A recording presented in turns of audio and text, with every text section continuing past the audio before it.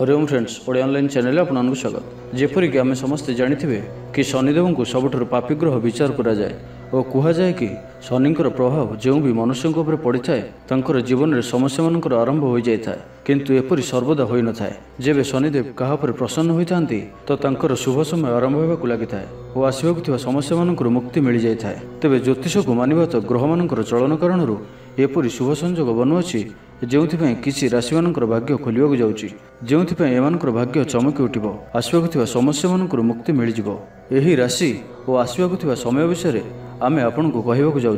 तो आसतु से राशि मान विषय जाना। प्रथम रही सिंह राशि। माँ लक्ष्मी कृपा कारण आपण को चाकरी संभावना बनुअछि। तेबे शनिवार दिन आपण को शनि चालीसार पाठ करने आवश्यक। आपण को कौन भी एक नुआ योजनार लाभ मिल पारे। आपण आपण हिसाब से कौन नुआ मित्र निर्णय करिपारंती।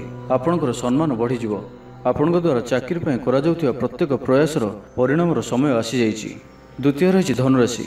यही राशि व्यक्ति को भाग्यर सहयोग प्राप्त हो। कौन बड़ धरणर लाभर संभावना बनुअछि। अल्प परिश्रम भाग्यर सहयोग कारण भल परिणाम देखा मिल। चिंता विचार करके ही व्यापार क्षेत्र में निवेश करने द्वारा अधिकरू अधिक लाभ प्राप्त हे। चिंता दूर हो और शुभ समाचार प्राप्त हो। संपर्क मध्य चलुवा बद कम हो। पाठ प्रति एकाग्रता बढ़िबो। कोर्ट कचेरी मामलें निर्णय आपणकर पक्षर रही पारे।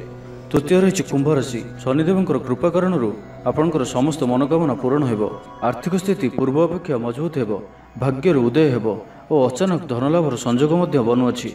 माँ लक्ष्मी कृपा कारण आपणकर धन संबंधी समस्या दूर हो। दाम्पत्य जीवन सुखमय रहिबो। शनिदेव कृपा कारण आपणकर अटकी रही धन फेरी आसिबो और जीवन में भल समय आसवाक जाउछि। तो यह थिला सेही तीनोटी राशि जो मान शनिदेव कृपा कारण शुभ समय आरंभ होगा जाउछि। तेबे वीडियोटी जदि आपको भल लगी था तो कमेंट बॉक्स रे जय शनिदेव टाइप करने आदौ भूलु ना। तेबे वीडियोटी किपर लगे जदि भल लगी था लाइक टे करंतु एवं हम चैनल को सब्सक्राइब करने सहित पाखर बेल आइकन को प्रेस करंतु, जहाँफल आम जो वीडियो अपलोड करूँ ता आप सर्वप्रथम पाइपर। धन्यवाद।